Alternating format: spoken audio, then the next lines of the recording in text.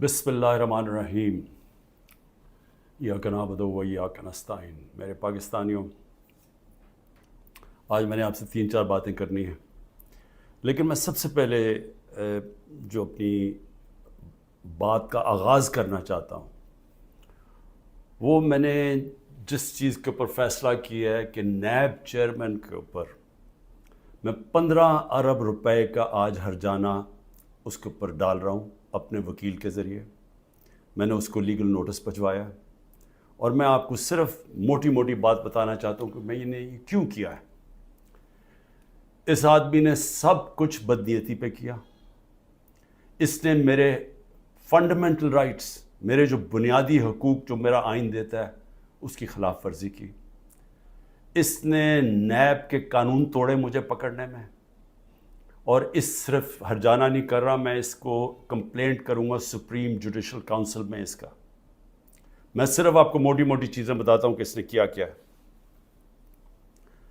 28 April کو، ذرا اب یہ غور سے سننا ہے، 28 اپریل کو فیصلہ ہوتا ہے کہ میرے اوپر یہ جو انکوائری کر رہے تھے اس کو انویسٹیگیشن میں تبدیل کرنا ہے۔ آپ سب کے لیے سمجھنا یہ ہے کہ جب انکوائری سے انویسٹیگیشن میں تبدیل ہوتی ہے تو پہلے میرے سے پوچھا جاتا ہے کہ مجھے انکوائری رپورٹ دکھائی جاتی ہے کہ میرے خلاف کمپلینٹ ہے کیا اور یہ کیوں تبدیل کیا جا رہا ہے انویسٹیگیشن کے اوپر۔ مجھے کوئی اس کا علم نہیں ہوتا، بلکہ 30 اپریل کو، اس کے 2 دن بعد اخبار میں رپورٹ آتی ہے، کسی اخبار میں لکھا ہوتا ہے کہ جی انکوائری انویسٹیگیشن سے گئی۔ میرے وکیل نے فوری طور پہ اسلام آباد ہائی کورٹ کہا کہ جی کیا، ہمیں تو پتہ ہی نہیں ہے اس کا۔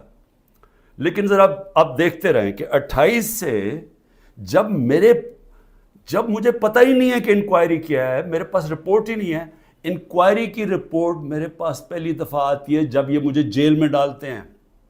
یہ نیب کے قانون کی خلاف ورزی ہے۔ اب بدنیتی دیکھیں کہ 28 کو وہ انویسٹیگیشن کرتے ہیں، 1 مئی کو میرا وارنٹ نکل جاتا ہے، 3 دن کے بعد میرا وارنٹ نکل جاتا ہے، اور وارنٹ بھی اس دن نکلتا ہے جس دن پبلک ہالیڈے ہوتا ہے، 1 میں پبلک ہالیڈے ہوتا ہے۔ 8 دن پتہ نہیں چلتا کہ میرا وارنٹ ہے، چھپا لیتے ہیں وارنٹ کو، اور پھر اس کو مجھے عدالت میں جب بیٹھا ہوتا ہوں،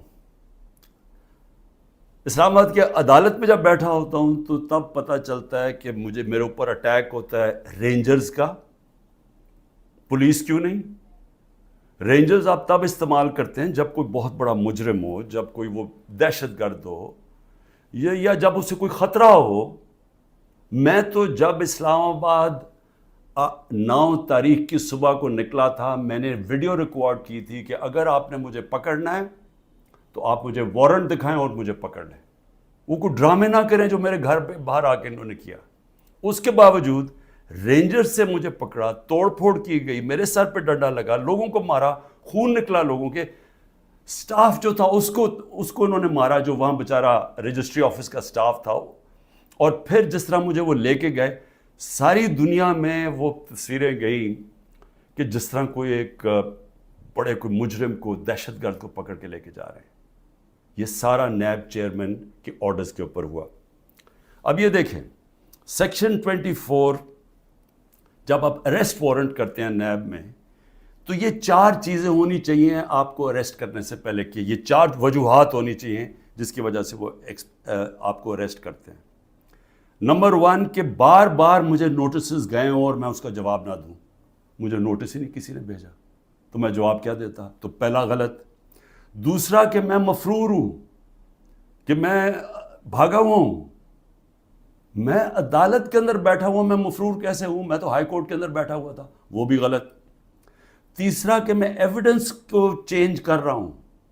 ایویڈنس ساری گورنمنٹ کے پاس پڑی تھی، القادر کی ساری ایویڈنس، یا وہ این سی اے والی، وہ ساری ان کے کیبنٹ پہ پڑی تھی، اور یا انہوں نے ساری القادر کی ساری چیزیں منگوا لی تھی، وہ ان کے پاس پڑی تھی۔ تو میں نے ٹیمپر کیسے کرنا تھا؟ یعنی میں نے اس کو چینج کیسے کرنا تھا، تبدیل کیسے کرنا تھا؟ اور پھر بار بار ایک چیز کرتا جائے آدمی، ریپیٹ کرتا جائے ایک جرم، پھر اٹھاتے ہیں۔ تو ان چاروں میں سے بتائیں کہ کون سی میں نے غلطی کی تھی جو مجھے انہوں نے ایک دہشت گرد کی طرح جس طرح مجھے انہوں نے اٹھایا ہے، یہ چاروں ایک پوائنٹ بھی نہیں میٹ کر رہا تھا۔ اس کے علاوہ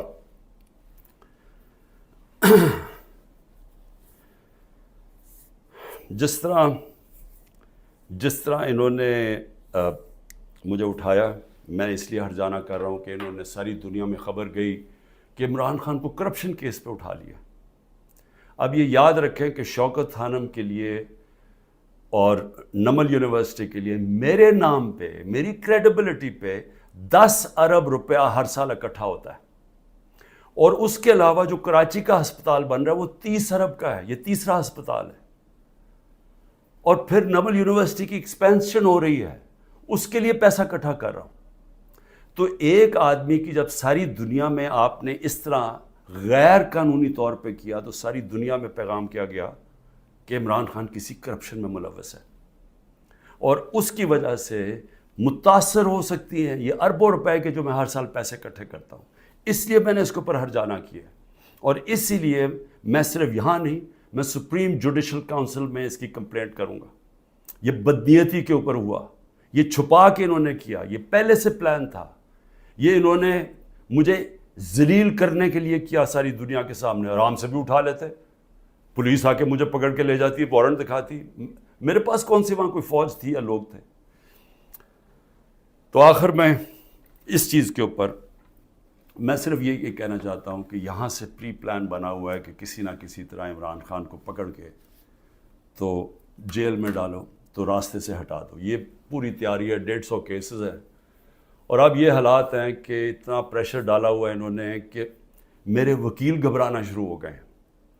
پہلے تو انہوں نے سارے کارکن پکڑ لیے ہمارے، اور میں خاص طور پہ وہ 10,000 کارکنوں کے اوپر آج بھی میں اپیل کرتا ہوں، ساری ہیومن رائٹس آرگنائزیشن کو میں اپیل کرتا ہوں کہ اتنا بڑا ظلم ہے کہ ان کو جیلوں میں بند کیا ہوا ہے، ان کو دہشت گردی کے اوپر رکھا ہوا ہے، اس کے لیے ایک شناخت پریڈ ہوتی ہے، اس کے لیے لازمی ہوتا ہے کہ آپ ان کو پروڈیوس کریں۔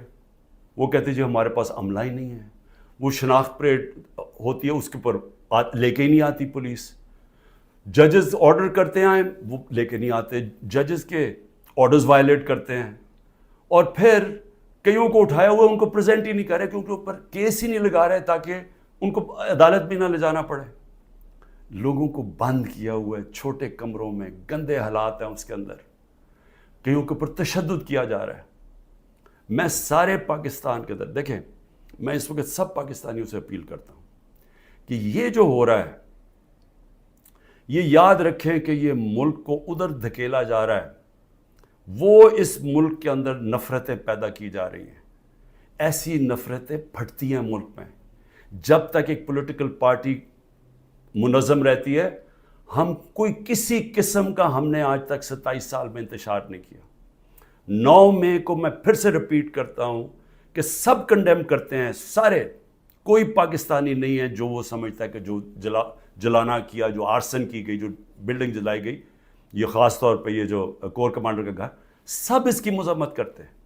لیکن کیا کوئی تحقیقات انڈیپینڈنٹ نہیں ہونی چاہیے؟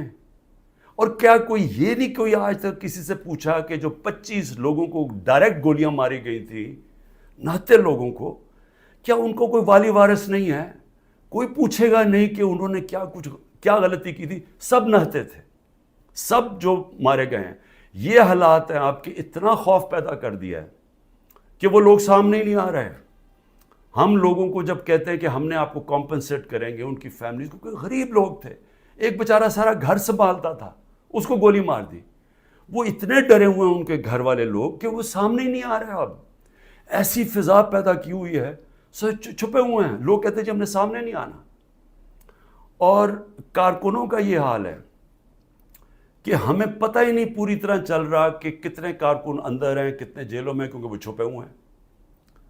ہمیں یہی نہیں پتہ چل رہا کہ اصل میں کتنے لوگوں کو اس دن گولیاں لگی تھیں، کیونکہ ہمارے کارکن باہر ہوں گے تو بتائیں گے کیا، باقی یا چھپے ہوئے ہیں یا وہ جیل میں ہیں، اور جیل میں برے حالات کے اندر رکھا گیا۔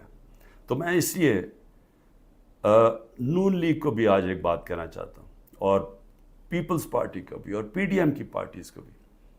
دیکھیں یہ جو ہو رہا ہے نا، یہ یاد رکھیں کہ میں اس ملک کی اسٹیبلشمنٹ کو 27 سال سے میرا واسطہ پڑا ہے. آپ کو پتہ بھی نہیں چلے گا جب یہ بند کمرے میں پلان اے سے پلان بی پہ جائیں گے، آپ کو پتہ بھی نہیں چلے گا. تو جو آج آپ چپ کر کے یہ دیکھ رہے ہیں، یہ ظلم جو ہو رہا ہے، یہ آپ یہ سمجھ جائیں کہ یہ جب چینج ہوگا، کیونکہ چینج ہونا ہے، کیونکہ گورنمنٹ تو فیل ہو گئی ہے، اکانومی گر گئی ہے. آج جو ڈالر جس مارکیٹ کے اندر اوپن مارکیٹ میں 314 روپے کا ڈالر نہیں مل رہا، کیوں نہیں مل رہا؟ کیونکہ کسی کو سب کو اعتماد ہی اٹھ گیا اکانومی سے.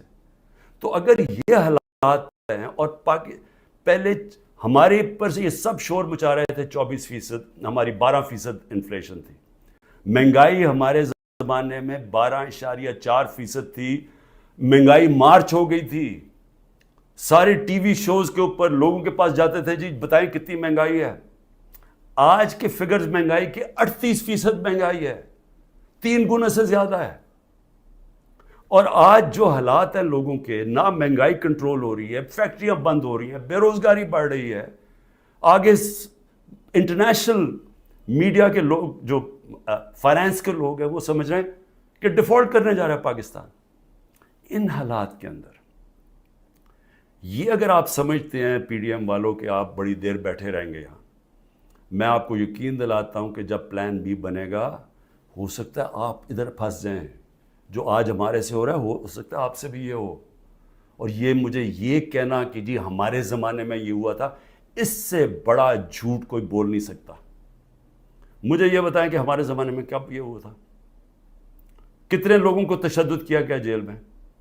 کتنے گھر توڑ کے اندر گھس کے عورتوں کے سامنے اٹھا کے لے گئے؟ اگر وہ آدمی نہیں ملا تو ان کے رشتہ دار اٹھا کے لے گئے. کتنے گھروں میں ایسے ہوا تھا؟ مجھے یہ آج تک بتائیں کہ ہم نے کتنے دہشت گردی کے کیسز کیے تھے. مریم نواز نے جا کے جب پتھراؤ کروایا تھا نیب کے اوپر، کتنے دہشت گردی کے کیسز ہوئے تھے. کس کے اوپر اس طرح کے 150 کیسز کیے گئے؟ جو میرے پہ 4 کیسز میرے اوپر کیے گئے ہیں، کرمنل کیسز، جب میں نظر بند تھا 4 دن وہاں نیب جیل میں. تو جس طرح کی یہ آپ حرکتیں کر رہے ہیں اور یہ ہونے دے رہے ہیں حرکتیں، اور یہ کہہ کہ جی ہمارے زمانے میں یہ ہوتا تھا، یہ سمجھ جائیں کہ یہ بڑی جلدی چینج ہو سکتا ہے.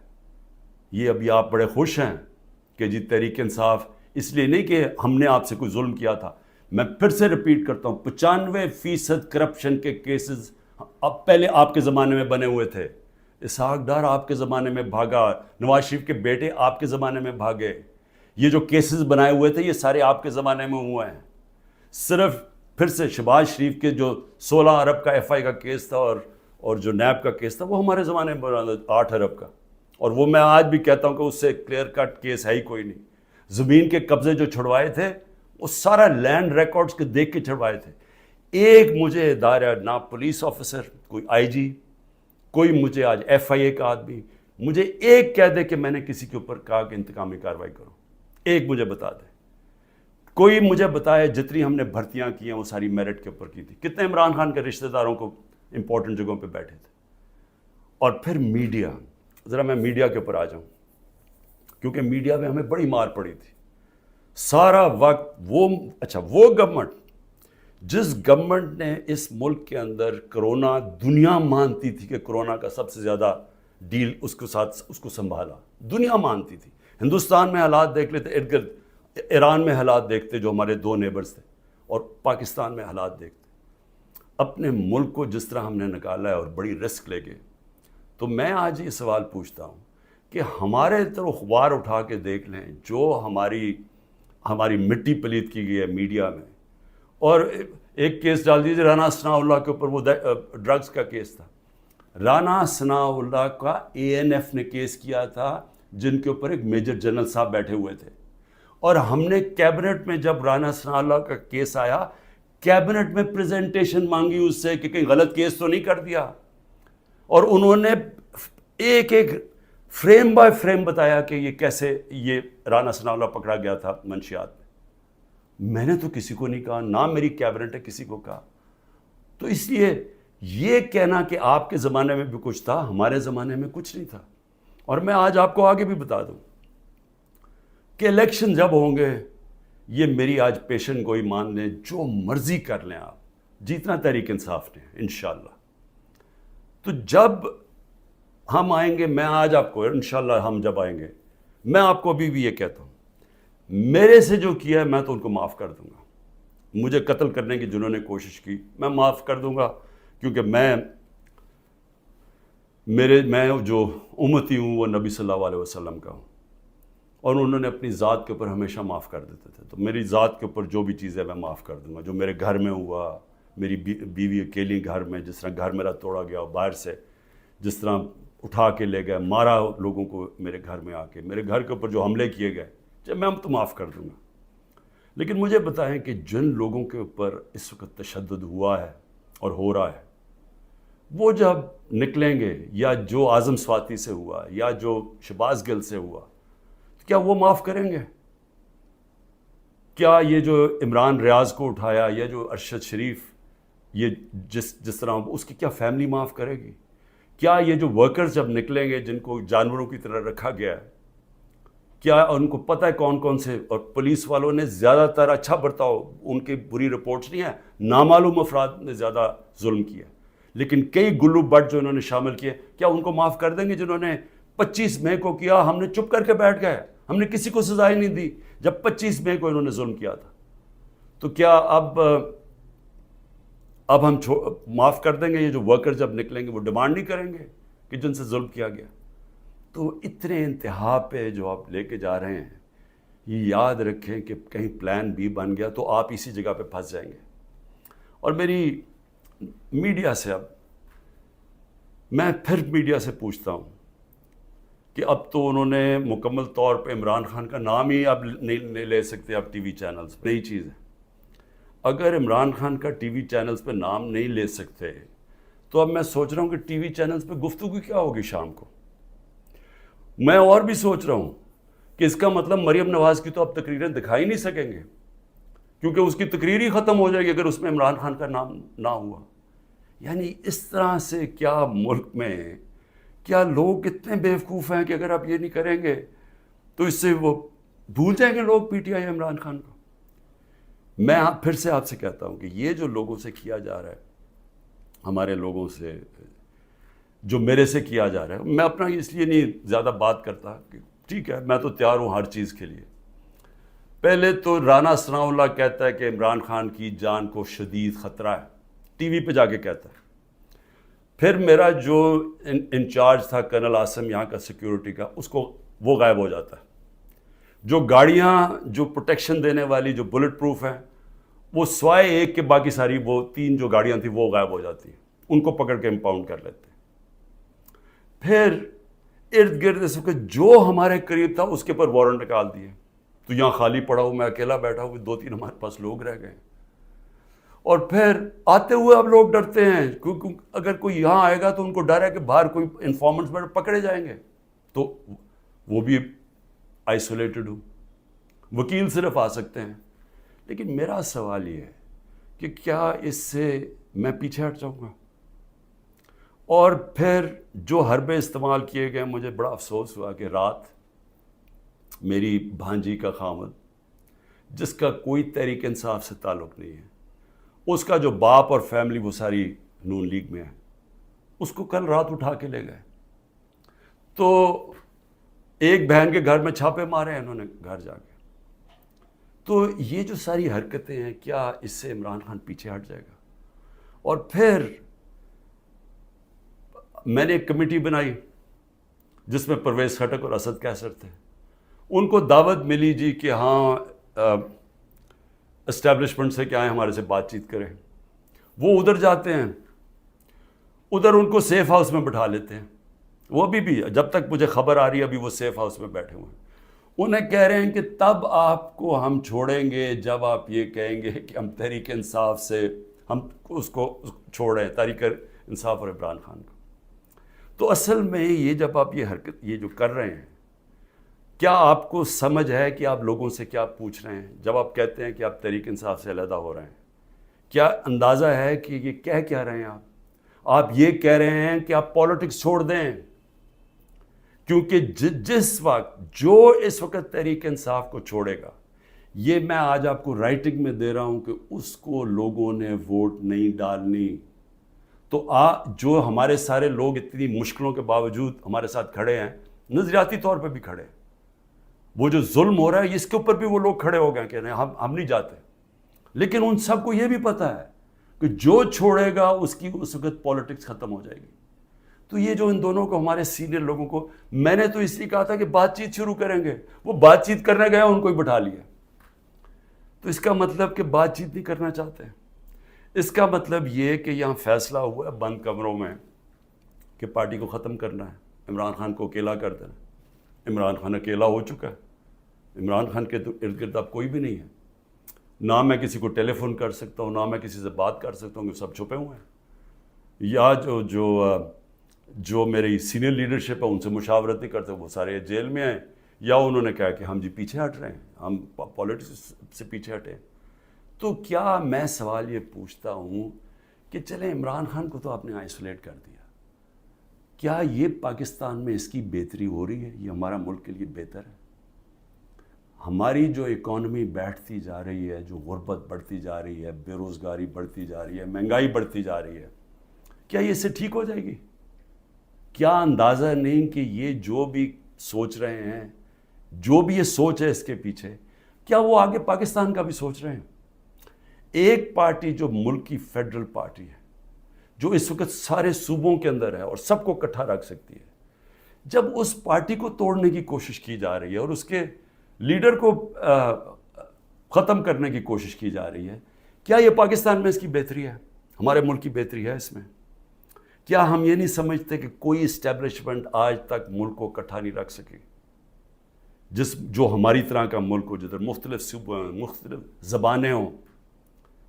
جب جس طرح کے یہ حالات کیے جا رہے ہیں، یہ پاکستان سے دشمنی ہو رہی ہے، کیا عمران خان کو اب غدار کہہ کے وہ مان جائے گی؟ لوگ غدار قوم مان جائے گی؟ کیا اندازہ نہیں ہے کہ پبلک اوپینین ہوتا کیا ہے؟ میں گراؤنڈ پہ، میں نے 27 سال گراؤنڈ سے پارٹی بنائی ہے، میں نے کبھی کسی کو ڈیڈی کہہ کے کسی کی ڈکٹیٹر کی کیبنٹ میں نہیں بیٹھا 8 سال پہلے اور پھر پالیٹکس میں آیا، یا میں کسی کی چھت کے اوپر سریے لگاتے لگاتے میں چیف منسٹر نہیں بنا، میں نے زیرو سے پارٹی شروع کر کے یہاں پہنچا ہوں۔ میں پبلک اوپینین کو جانتا ہوں، جس نے پبلک اوپینین کے اوپر آیا پاور میں، وہ جانتا ہے، وہ سمجھتا ہے۔ میں اس لیے آپ کو کہہ رہا ہوں کہ یہ جو آپ کر رہے ہیں، اس سے پارٹی کمزور نہیں، پارٹی طاقتور ہو رہی ہے، کیونکہ پبلک جڑتی جا رہی ہے اس کے ساتھ، اور لیکن کمزور پاکستان ہو رہا ہے، ہمارے ملک کو کمزور کیا جا رہا ہے۔ ہماری معیشت جب کمزور ہوتی ہے تو سارا ملک کمزور ہو جاتا ہے، اور سب سے بڑی بات کہ پالیٹکس کو فریگمنٹ کیا جا رہا ہے۔ جو پلان مجھے نظر آ رہا ہے وہ یہ ہے کہ ہر پارٹی کو چھوٹی چھوٹی ان کے ووٹیں دے دیں، اور پھر وہ ساروں کو اکٹھا کر کے جب آپ بٹھائیں گے تو سمجھیں گے کہ وہ کمزور قسم کی حکومت ہوگی جو کنٹرول ہو سکتی ہے پیچھے سے۔ تو یہ تو ملک کی تباہی ہے، ملک کی اس وقت ریکوائرمنٹ ہے، جو معاشی تباہی مچ چکی ہے ملک میں، جو ملک جدھر جا کے کھڑا ہو گیا۔ آپ کو تو وہ ایک گورنمنٹ چاہیے جس کو پبلک، جس کے پیچھے کھڑے ہو، پبلک کا مینڈیٹ ہو جس کے پیچھے، جو کہ پھر ملک کو اکٹھا بھی کر سکے اور مشکل فیصلے کر سکے۔ اور مشکل فیصلے کیا ہوتے ہیں؟ ملک کو ری اسٹرکچر کر سکے، گورننس سسٹم ٹھیک کر سکے، رول آف لا لے کے آئے پاکستان میں، وہ انویسٹمنٹ کی انوائرمنٹ بنائے تاکہ انویسٹمنٹ تو آنی شروع ہو، اور تو چھوڑے بیرون ملک پاکستانی سب سے بڑا اثاثہ ہے۔ جس وقت ہم نے ملک میں قانون کی حکمرانی کی، ان کی انویسٹمنٹ آ جائے گی، لیکن یہ تو اس کو دوسری طرف جا رہے ہیں، اس پہ تو پاکستان میں امید ہی ختم کرتے جا رہے ہیں۔ اور میں آخر اپنی بات ختم کرتا ہوں اپنے ورکرز کے لیے، کہتے ہیں کہ جتنے بھی میرے ورکرز ہیں، وہ جس طرح بھی میری ان تک آواز جائے، مجھے پتہ مشکل ہے وقت، چن کے ہر تھانے کو حکم دیا گیا کہ پی ٹی آئی کا کوئی کارکن ہے تو اس کو پکڑو یا اس کو دباؤ یا اسے کہو اپنی وہ کہے کہ جناب میں آج پاکستانی فوج کے ساتھ کھڑا ہوں اور میں تحریک انصاف چھوڑ رہا ہوں۔ ہم سارے پاکستانی فوج کے، میں بار بار کہ ہم سب فوج کے ساتھ کھڑے ہیں، کون نہیں کھڑا ہوگا اپنی فوج کے ساتھ جس نے آپ کی ملک کی حفاظت کرنی ہے؟ لیکن یہ ایک آڑ لے کے کہ جی وہ 9 مئی کو تحریک انصاف کو ایک بالکل ایک اس کے اوپر پورا کریک ڈاؤن کر دو اس کا بہانے میں، تو میں اپنے سارے کارکنوں کے صبر کریں، مشکل وقت ہے، آپ کے لیے مشکل وقت ہے، میرے لیے سب سے زیادہ مشکل وقت ہے۔ مشکل وقت کیوں ہے؟ کیونکہ سارا دباؤ انہوں نے میرے پر ڈالا ہوا ہے۔ تو جب تک میں کھڑا ہوں، جب تک یہ سارے حربے استعمال کر رہے ہیں مجھے پکڑنے کے، کوئی نہ کوئی کیس میں تو پکڑ ہی لیں گے کیونکہ اتنے زیادہ کیسز ہیں، اور اگر میرے وکیل اب ڈرنا شروع ہو گئے ہیں تو میں خود تیاری کر رہا ہوں کہ میں خود ہی پھر مجھے اپنے کیسز عدالت میں جانا پڑے گا، لاء پڑھنے کی بھی اب کوشش کر رہا ہوں۔ سمجھ بھی ویسے میں نے اتنی دفعہ عدالتوں کے چکر لگائے ہیں کہ میں کافی سمجھ بھی گیا ہوں کہ قانون کیا ہوتا ہے، تو میں وہ بھی تو لگ تو ایسے رہا کہ وہ وکیل بھی آخر میں چھوڑ جائیں گے، لیکن عمران خان جب تک زندہ کھڑا رہے گا اپنے ملک کی حقیقی آزادی کے لیے۔ اور میرے کارکنوں، آپ اس کو پالیٹکس نہ سمجھیں، آپ ایک دن دنیا کہے گی کہ یہ وہ لوگ ہیں جو کھڑے تھے پاکستان کی حقیقی آزادی کے لیے اور انہوں نے قربانیاں دی اپنے ملک کو آزاد کرنے کے لیے۔ پاکستان پائندہ باد۔